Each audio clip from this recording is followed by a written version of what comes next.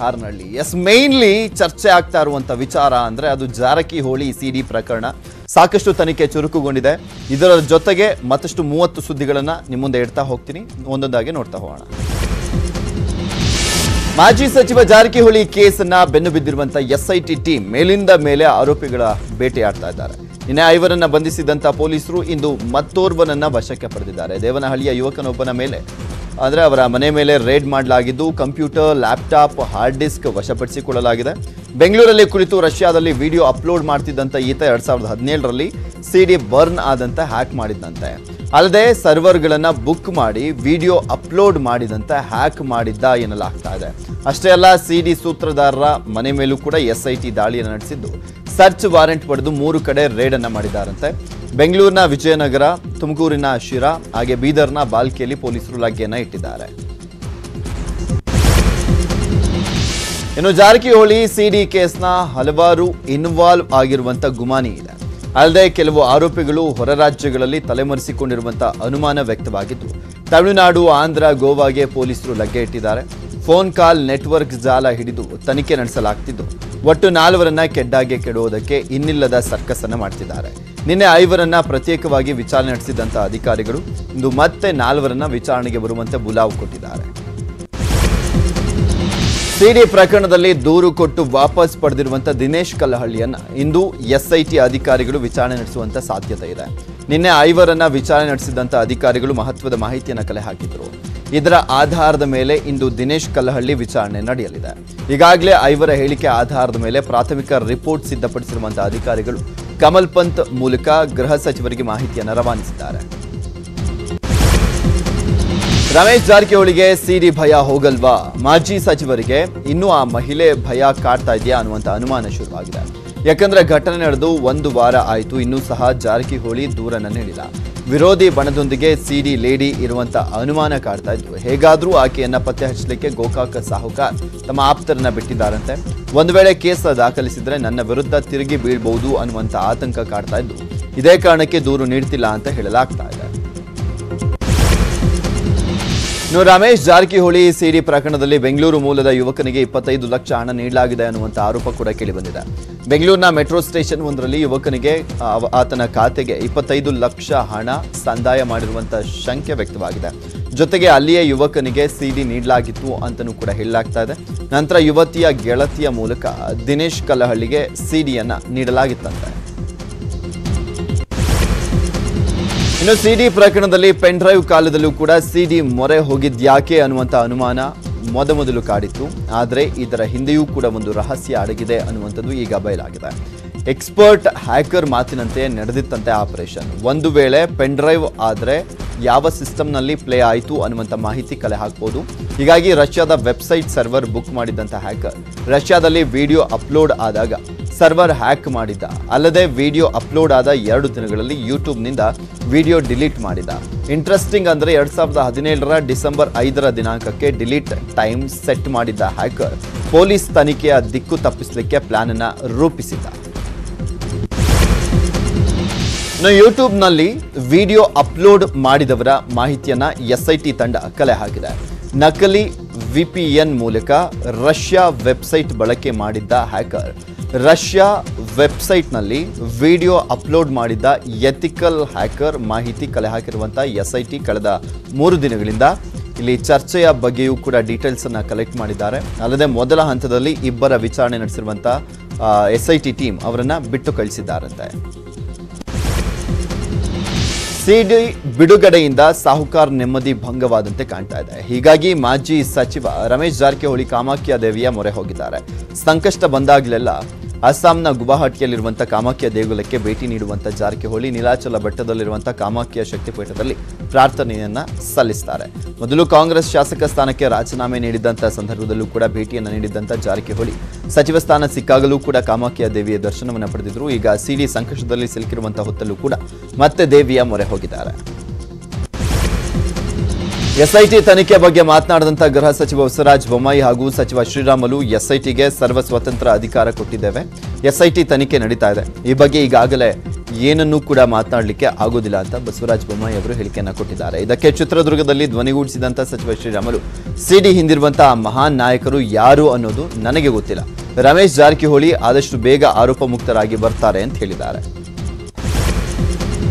ಭದ್ರಾವತಿ ಶಾಸಕ ಸಂಗಮೇಶ್ ಕುಟುಂಬವನ್ನು ಸರ್ಕಾರ ಟಾರ್ಗೆಟ್ ಮಾಡ್ತಾ ಇದೆ ಅನ್ನುವಂತ ಆರೋಪದ ಮೇಲೆ ಸಿಎಂ ತವರು ಶಿವಮೊಗ್ಗದಲ್ಲಿ ಕಾಂಗ್ರೆಸ್ ಕಹಳೆಯನ್ನು ಮೊಳಗಿಸಿದೆ. ಇಂದು ಕಾಂಗ್ರೆಸ್ನಿಂದ ಬೃಹತ್ ಜನಾಕ್ರೋಶ ರ್ಯಾಲಿಯನ್ನು ಹಮ್ಮಿಕೊಂಡಿದ್ದು ಸಿಎಂ ವಿರುದ್ಧ ಆಕ್ರೋಶ ಸ್ಫೋಟಗೊಳ್ತಾ ಇದೆ. ಡಿಕೆಶಿ, ಸಿದ್ದು, ಖರ್ಗೆ ನೇತೃತ್ವದಲ್ಲಿ ಸಮಾವೇಶ ನಡೆಯಲಿದ್ದು ಸಂಗಮೇಶ್ ಪುತ್ರನ ಅರೆಸ್ಟ್ ಮಾಡಿದ್ದನ್ನು ಖಂಡಿಸಿ ರ್ಯಾಲಿಯನ್ನು ನಡೆಸಲಿದ್ದಾರೆ. ಇನ್ನು ಕಾಂಗ್ರೆಸ್ ಪ್ರತಿಭಟನೆ ಬಗ್ಗೆ ಚಿತ್ರದುರ್ಗದಲ್ಲಿ ಮಾತನಾಡಿದಂತ ಸಮಾಜ ಕಲ್ಯಾಣ ಸಚಿವ ಬಿ ಶ್ರೀರಾಮುಲು ಇದು ಕಾಂಗ್ರೆಸ್ನ ಬೌದ್ಧಿಕ ನೈತಿಕ ದಿವಾಳಿತನವನ್ನು ತೋರಿಸ್ತಾ ಇದೆ. ಸಿದ್ದರಾಮಯ್ಯ ಸಿಎಂ ಆಗಿದ್ದಾಗ ನಮ್ಮ ಪಕ್ಷ ಹಾಗೂ ಹಿಂದೂಪರ ಕಾರ್ಯಕರ್ತರನ್ನ ಹುಡುಕಿ 4,000 ಕೇಸನ್ನು ಹಾಕಿದ್ರು ಅಂತ ವಾಗ್ದಾಳಿಯನ್ನ ಮಾಡಿದ್ರು. ಹೆಮ್ಮಾರಿ ಕೊರೋನಾಗೆ ಸರ್ಕಾರ ಬೆಚ್ಚಿ ಬಿದ್ದಿದೆ. ಇಂದಿನಿಂದ ಕೊರೋನಾ ರೂಲ್ಸ್ ಮತ್ತಷ್ಟು ಟೈಟ್ ಆಗ್ತಾ ಇದೆ. ಕೊರೋನಾ 2ನೇ ಅಲೆ ಇದೆ ಅಂದ್ರೂ ಕೂಡ ಯಾರೊಬ್ರು ಭಯ ಪಡ್ತಿರಲಿಲ್ಲ. ಸಭೆ ಸಮಾರಂಭಗಳಲ್ಲಿ ಕೊರೋನಾ ಬಗ್ಗೆ ತಲೆ ಕೆಡಿಸಿಕೊಳ್ತಾ ಇರಲಿಲ್ಲ. ಹೀಗಾಗಿ ಇದಕ್ಕೆಲ್ಲ ಬ್ರೇಕ್ ಹಾಕೋದಕ್ಕೆ ಸರ್ಕಾರ ಕಟ್ಟುನಿಟ್ಟಿನ ಕ್ರಮವನ್ನು ಕೈಗೊಳ್ತಾ ಇದೆ. ಬೆಂಗಳೂರಿನ ಗಿರಿನಗರದ ವಿದ್ಯಾಪೀಠ ಹಾಸ್ಟೆಲ್ನಲ್ಲಿ ಕೊರೋನಾ ಕೇಕೆ ಹಾಕ್ತಾ ಇದೆ. ಸರ್ಕಾರಿ ಮೆಡಿಕಲ್ ಹಾಗೂ ಇಂಜಿನಿಯರಿಂಗ್ ಹಾಸ್ಟೆಲ್ನಲ್ಲಿ ಕೊರೋನಾ ಸೋಂಕಿತರ ಸಂಖ್ಯೆ ದಿನೇ ದಿನೇ ಹೆಚ್ಚಾಗ್ತಾ ಇದೆ. ಮಾರ್ಚ್ 8ರಂದು ಓರ್ವ ವಿದ್ಯಾರ್ಥಿಗೆ ಕೊರೋನಾ ಪಾಸಿಟಿವ್ ಬಂದಿತ್ತು. ಹೀಗಾಗಿ ವಿದ್ಯಾರ್ಥಿಯ ಸಂಪರ್ಕದಲ್ಲಿದ್ದಂಥ 158 ಮಂದಿಯನ್ನ ಪರೀಕ್ಷೆಗೊಳಪಡಿಸಿದ್ದಾಗಿದೆ. ಮತ್ತೆ 7 ಜನಕ್ಕೆ ಕೊರೋನಾ ತಗುಲಿರುವಂಥದ್ದು ಪತ್ತೆಯಾಗಿದೆ. ಹೀಗಾಗಿ ಎಲ್ಲ ವಿದ್ಯಾರ್ಥಿಗಳನ್ನ ಐಸೋಲೇಷನ್ ಅಲ್ಲಿ ಇರಿಸಲಾಗಿದ್ದು ಸಂಜಯ್ ಗಾಂಧಿ ಆಸ್ಪತ್ರೆಯ ಟ್ರೀಟ್ಮೆಂಟ್ನಲ್ಲಿ ಅಂದರೆ ಅವರಿಗೆ ಟ್ರೀಟ್ಮೆಂಟ್ ಅನ್ನು ನೀಡಲಾಗ್ತಾ ಇದೆ ಸಂಜಯ್ ಗಾಂಧಿ ಆಸ್ಪತ್ರೆಯಲ್ಲಿ. ದಿನೇ ದಿನೇ ಕೊರೋನಾ ಹೆಚ್ಚಾಗ್ತಿದ್ರು ಕೂಡ ಜನ ಮಾತ್ರ ಕ್ಯಾರೆ ಅಂತಿಲ್ಲ. ಬೆಂಗಳೂರಿನ ಕೆಆರ್ ಮಾರ್ಕೆಟ್ನಲ್ಲಿ ಜನಸಾಗರವೇ ಸೇರ್ತಾ ಇದೆ. ಮಾರುಕಟ್ಟೆಯಲ್ಲಿ ಮಾಸ್ಕ್ ಅನ್ನು ಬಳಸ್ತಿಲ್ಲ, ಶಾರೀರಿಕ ಅಂತರ ಅಂತೂ ಇಲ್ಲವೇ ಇಲ್ಲ. ಬಿಬಿಎಂಪಿ ಮಾರ್ಷಲ್ಗಳು ಕೂಡ ಮಾಯವಾಗಿದ್ದಾರೆ. ಅಲ್ಲಿ ಹೇಳೋರಿಲ್ಲ ಕೇಳೋರಿಲ್ಲದಂತಾಗಿದೆ ಕೆಆರ್ ಮಾರ್ಕೆಟ್. ಮಹಾರಾಷ್ಟ್ರದಲ್ಲಿ ಕೊರೋನಾ ರಣಕೇಕೆ ಹಾಕ್ತಾ ಇದ್ದು ಕರ್ನಾಟಕದ ಗಡಿ ಜಿಲ್ಲೆಗಳಲ್ಲೂ ಕೂಡ ನಡುಕ ಶುರುವಾಗಿದೆ. ರಾಜ್ಯ ಜಾರಿಗೆ ತಂದರೂ ಕೂಡ ಬೆಳಗಾವಿ ಗಡಿ ಭಾಗದಲ್ಲಿ ಮಾತ್ರ ಹೇಳೋರಿಲ್ಲ ಕೇಳೋರಿಲ್ಲ. ಚೆಕ್ ಪೋಸ್ಟ್ಗಳಲ್ಲಿ ಕಾಟಾಚಾರಕ್ಕೆ ಮಾತ್ರ ತಪಾಸಣೆಯನ್ನು ಮಾಡಲಾಗ್ತಾ ಇದ್ದು ಸರಿಯಾಗಿ ಆರೋಗ್ಯ ಸಿಬ್ಬಂದಿ ಅಲ್ಲಿ ತಪಾಸಣೆಯನ್ನು ಮಾಡ್ತಾ ಇಲ್ಲ ಎಂಬ ಆರೋಪ ಬಂದಿದೆ. ಇದನ್ನ ನಮ್ಮ ಪ್ರತಿನಿಧಿ ಕೂಡ ಅಲ್ಲಿ ಗ್ರೌಂಡ್ ರಿಪೋರ್ಟ್ ಅನ್ನು ನೀಡಿದ್ದಾರೆ. ಹುಬ್ಬಳ್ಳಿಯಲ್ಲಿ ಕೊರೋನಾಗೆ ಕ್ಯಾರೆ ಅನ್ನೋರಿಲ್ಲದಂತಾಗಿದೆ. ಕೊರೋನಾ ಇಲ್ವೇನೋ ಅನ್ನೋ ರೀತಿ ಜನ ಓಡಾಡ್ತಾ ಇದ್ದು ಮಾಸ್ಕ್ ಅನ್ನು ಧರಿಸ್ತಾ ಇಲ್ಲ. ಸಾಮಾಜಿಕ ಅಂತರವಂತೂ ಇಲ್ಲವೇ ಇಲ್ಲ. ಎಲ್ಲೆಂದರಲ್ಲಿ ಜನ ಆರಾಮಾಗಿ ಓಡಾಡ್ತಿದ್ದು ಸರಾಫ್ ಘಟ್ಟ ತರಕಾರಿ ಮಾರುಕಟ್ಟೆಯಲ್ಲಿ ಜನಸಾಗರವೇ ಸೇರಿದೆ. ಬೆಂಗಳೂರಿನ 10 ವಾರ್ಡ್ಗಳಲ್ಲಿ ಹೆಮ್ಮಾರಿ ಕೊರೋನಾ ರಣಕೇಕೆ ಹಾಕ್ತಾ ಇದೆ. ಬೆಳ್ಳಂದೂರು, ಹಗ್ಗದೂರು, ಶಾಂತಿನಗರ, ಗಾಂಧಿನಗರ ಸೇರಿದಂತೆ ಒಟ್ಟು 40 ವಾರ್ಡ್ಗಳಲ್ಲಿ ಕೊರೋನಾ ಸೋಂಕಿನ ಸಂಖ್ಯೆ ದಿನೇ ದಿನೇ ಹೆಚ್ಚಾಗ್ತಾ ಇದೆಯಂತೆ. ವಿಶ್ವದಾದ್ಯಂತ ಒಂದಲ್ಲ ಎರಡಲ್ಲ 600ಕ್ಕೂ ಹೆಚ್ಚು ರೂಪಾಂತರಿ ಕೇಸ್ಗಳು ಪತ್ತೆಯಾಗಿವೆ. ಇವುಗಳಲ್ಲಿ ಬಹುತೇಕ ಕೊರೋನಾ ವೈರಸ್ಗೆ ಟ್ರೀಟ್ಮೆಂಟ್ ಸಿಗ್ತಾ ಇದೆ. ಇನ್ನು ಕೆಲವು ರೂಪಾಂತರಿ ವೈರಸ್ಗೆ ಜಗತ್ತಿನಲ್ಲೇ ಔಷಧಿ ಇಲ್ಲ. ಕರ್ನಾಟಕದಲ್ಲಿ ಸದ್ಯ 2 ಡೆಡ್ಲಿ ರೂಪಾಂತರಿ ವೈರಸ್ ಪತ್ತೆಯಾಗಿದ್ದು ಜನ ಕಂಗಾಲಾಗಿದ್ದಾರೆ. ನೆಲಮಂಗಲದಲ್ಲಿ ಒಕ್ಕಲಿಗರ ಸಮಾವೇಶ ನಡೀತಾ ಇದ್ದು ಇದಕ್ಕೂ ಮೊದಲು ಬಸವಾನಂದ ಹಾಗೂ ಚಂದ್ರಶೇಖರ ಸ್ವಾಮೀಜಿಗಳ ಬೆಳ್ಳಿ ರಥದ ಮೆರವಣಿಗೆ ನಡೆಯಿತು. ಬೈಕ್ ರ್ಯಾಲಿ ಮೆರವಣಿಗೆಯಲ್ಲಿ ಒಬ್ಬರು ಕೂಡ ಮಾಸ್ಕ್ ಅನ್ನು ಧರಿಸಿದವರು ಕಣ್ಣಿಗೆ ಕಾಣಲೇ ಇಲ್ಲ. ಬೆಳಗಾವಿಯಲ್ಲಿ ಮಚ್ಚು ಲಾಂಗು ಹಿಡಿದು ಕದಿಮರು ಸರಣಿ ಕಳ್ಳತನ ಮಾಡಿದ್ದಾರೆ. ಅಥಣಿ ತಾಲೂಕಿನ ತಲಸಂಗ ಗ್ರಾಮದಲ್ಲಿ ರಾತ್ರಿ ಅಖಾಡಕ್ಕಿಳಿದಂತಹ ಹಂತಕರು ಕೈಯಲ್ಲಿ ಮಚ್ಚು ಲಾಂಗ್ ಹಿಡಿದು ಆವರಿಸಿದ್ದಾರೆ.